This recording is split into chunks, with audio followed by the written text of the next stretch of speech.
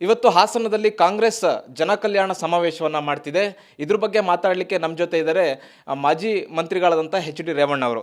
Sir, ಇವತ್ತು ಕಾಂಗ್ರೆಸ್ ಹಾಸನದಲ್ಲಿ ದೊಡ್ಡದಂಥ ಬೃಹತ್ ಜನಕಲ್ಯಾಣ ಸಮಾವೇಶವನ್ನು ಮಾಡ್ತಿದೆ. ಸುಮಾರು 2 ಲಕ್ಷ ಜನರನ್ನು ಸೇರಿಸಿ ಸಮಾವೇಶ ಮಾಡಬೇಕು ಅನ್ನುವಂಥ ನಿಟ್ಟಿನಲ್ಲಿ ಎಲ್ಲ ತಯಾರಿಯಾಗಿದೆ. ಇನ್ನೇನು ಕೆಲವೇ ಕ್ಷಣಗಳಲ್ಲಿ ಸಮಾವೇಶ ಶುರುವಾಗುತ್ತೆ ಅನ್ನುವಂಥ ಸರ್. ಈಗ ಸಮಾವೇಶ ಮಾಡೋದು ಬೇಡ ಅಂತನಲ್ಲ, ಅವರ ಕಾರ್ಯಕರ್ತರ ಏನಾಗಿದೆ ಅಂದರೆ, ಇವತ್ತು ರಾಜ್ಯದಲ್ಲಿ ಕಾಂಗ್ರೆಸ್ ಅಧಿಕಾರಕ್ಕೆ ಬಂದು 1.5 ವರ್ಷ ಆಗಿದೆ. 2013ರಿಂದ 18ರವರೆಗೆ ಕಾಂಗ್ರೆಸ್ಸೇ ಇತ್ತು. 5 ವರ್ಷ ಕಾಂಗ್ರೆಸ್ ಇದ್ದಂಥ ಸನ್ನಿವೇಶದಲ್ಲಿ ಹಾಸನ ಜಿಲ್ಲೆ ಕೊಡುಗೆ ಏನು? ಅದೇ ರೀತಿ ಕಳೆದ 50 ವರ್ಷದಲ್ಲಿ ಹಾಸನ ಜಿಲ್ಲೆಗೆ ಏನು ಕೊಡುಗೆ ಕೊಟ್ಟಿದ್ದಾರೆ ಸರ್? ಉದಾಹರಣೆಗೆ ಹೇಳೋದಾದರೆ, ಹಾಸನ ಅರಸೀಕೆರೆ ಮೈಸೂರು ರೈಲ್ವೆ ಮಾರ್ಗ ಇದೇ ಕಾಂಗ್ರೆಸ್ ಕಾಲದಲ್ಲಿ ಅದನ್ನು ಬಂದ್ ಮಾಡಿದರು, ಫೀಸಿಬಲ್ಲೇ ಇಲ್ಲ ಅಂಥೇಳಿ. ಇವತ್ತು ದೇವೇಗೌಡರು ಪ್ರಧಾನಮಂತ್ರಿ ಆದರೂ ನಮ್ಮ ದೃಷ್ಟಿಯಿಂದ, ನಮ್ಮ ಜಿಲ್ಲೆ ಜನತೆ ದೃಷ್ಟಿಯಿಂದ ಇವತ್ತು 18-20 ಟ್ರೈನ್ ಓಡ್ತವೆ. ಏನು ಈ ಜಿಲ್ಲೆ ಕೊಡುಗೆ ಕಾಂಗ್ರೆಸ್ಸಿಂದು? 50 ವರ್ಷ ಇರ್ಬೋದು, ಹಾಸನದೊಂದು ಫ್ಲೈಓವರ್ ಮಾಡೋಕ್ಕಾಗಿಲ್ಲ.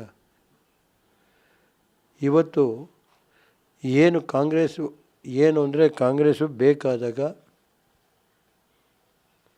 ಬಂದು ಕೈಕಾಲು ಹಿಡಿತಾರೆ. ಉದಾಹರಣೆಗೆ ಹೇಳಿದರೆ 2018 ಏನಾಯಿತು?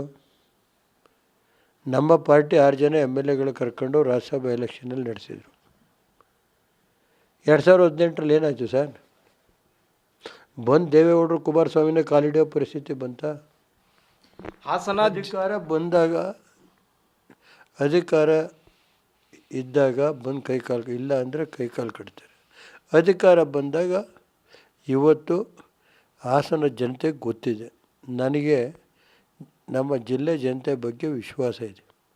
ಕಳೆದ 2018ರಲ್ಲಿ ಇದೇ ಬಂದು ಕುಮಾರಣ್ಣರನ್ನ ದೇವೇಗೌಡರನ್ನ ಕೈಕಾಲು ಕಟ್ಟಿ ನೀವೇ 5 ವರ್ಷ ಇರಬೇಕು ಅಂದರು. ಮತ್ತು ಯಾವ ರೀತಿ ಮಾಡಿ ನಡೆದ್ರು? ಯಾವ ರೀತಿ ನಡೆಸಿದ್ರು ಹೇಳಿ ಸ್ವಾಮಿ? ಮತ್ತು ಕುಮಾರಣ್ಣರ ಸರ್ಕಾರ ಹೋದ ದಿವಸದಿಂದ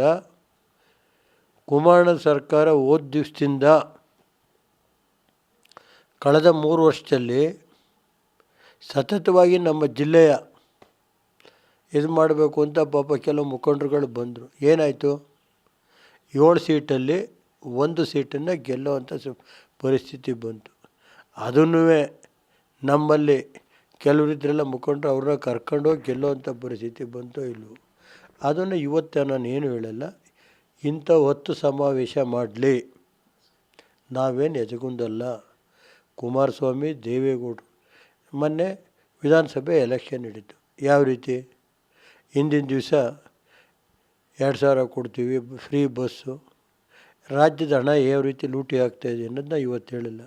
ಮುಂಚೆ ಕಾಂಗ್ರೆಸ್ ಯಾವ ರೀತಿ ಆಪಾದನೆ ಮಾಡ್ತಾಯಿತ್ತು BJP ಸರ್ಕಾರದ ಮೇಲೆ 40%, ಇವತ್ತಿನೇನು ಪರಿಸ್ಥಿತಿ ಇದೆ ಅಂತ ನಾನು ಹೇಳಲ್ಲ, ಸಾರ್ವಜನಿಕ ಗೊತ್ತಾಗಿದೆ.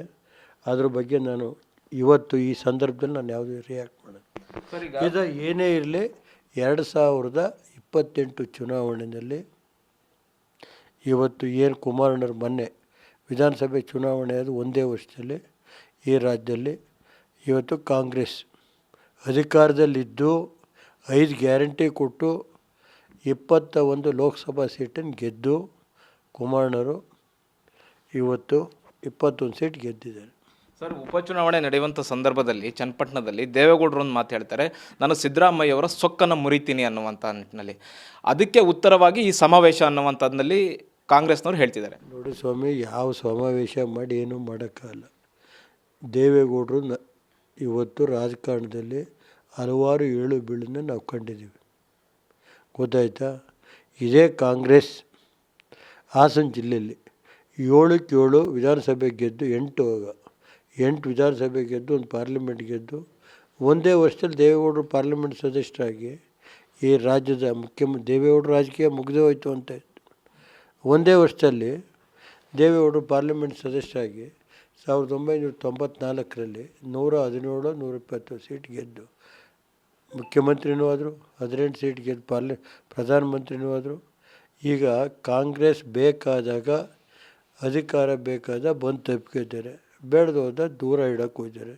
ಈಗ ಉದಾಹರಣೆಗೆ ರಾಷ್ಟ್ರ ಮಟ್ಟದಲ್ಲಿ ಇವತ್ತು ಕಾಂಗ್ರೆಸ್ ಯಾವ ಮಟ್ಟಕ್ಕೆ ಬರ್ತಾಯಿದೆ, ಕೆಲವೇ ದಿನದಲ್ಲಿ ಬಂಡವಾಳ ಗೊತ್ತಾಗುತ್ತೆ. ನಾವು ಇವತ್ತೇನಿದ್ರು 2028ಕ್ಕೆ ಕಾಂಗ್ರೆಸ್ಗೆ ಜಿಲ್ಲೆನಲ್ಲೂ ಅಷ್ಟೇ, ರಾಜ್ಯದಲ್ಲೂ ದೇವೇಗೌಡರ ಮುಖಂಡತ್ವದಲ್ಲಿ ಇವತ್ತು ಏನು ನಾವು ಅವತ್ತು ರಾಷ್ಟ್ರೀಯ ನಾಯಕರಾದಂಥ ಮೋದಿಯವರ ನೇತೃತ್ವದಲ್ಲಿ, ದೇವೇಗೌಡರ ಇದರಲ್ಲಿ ಒಟ್ಟಾಗಿ ನಾವು ಕುಮಾರಣ್ಣರ ನೇತೃತ್ವದಲ್ಲಿ ಇವತ್ತು 2028ಕ್ಕೆ ನಮ್ಮ ಜಿಲ್ಲೆ ಜನ ಕಾಂಗ್ರೆಸ್ಗೆ ಉತ್ತರ ಕೊಡುವಂಥ ದಿನ ಬರುತ್ತೆ. ಸರ್, ಈಗ ರಾಮನಗರ ಖಾಲಿ ಆಯಿತು, ಇನ್ನು ಹಾಸನನ್ನು ಖಾಲಿ ಮಾಡಿಸ್ತೀವಿ ಅನ್ನೋ ಸಂದೇಶವನ್ನು ಕಾಂಗ್ರೆಸ್ನವರು ರವಾನೆ ಮಾಡ್ತಿದ್ದಾರೆ. ಈಗ ಖಾಲಿ ಮಾಡೋದು ಬಿಡೋದು ಜನದ ಕೈಲಿದೆ, ದೇವ್ರ ಕೈಲಿದೆ. ಅದನ್ನು ಖಾಲಿ ಯಾರು ಮಾಡಿಸ್ತಾರೆ ಅದು ನೋಡೋ ನಡೀರಿ. 2000 ಜನ ಖಾಲಿ ಮಾಡಿಸ್ಬೇಕು ಹೊರತು ಇವರೇನು ಕಾಂಗ್ರೆಸ್ನವರೇನು ಇದು ಹಿಡ್ಕೊಂಡಿದ್ದು. Okay sir, thank you. ಇದು ಎಚ್ ಡಿ ರೇವಣ್ಣ ಅವರ ಮತ್ತು ಕ್ಯಾಮ್ರಾ ಪರ್ಸನ್ ಅಜಯ್ ಜೊತೆಗೆ ಹರೀಶ್, TV9 ನವದೆಹಲಿ.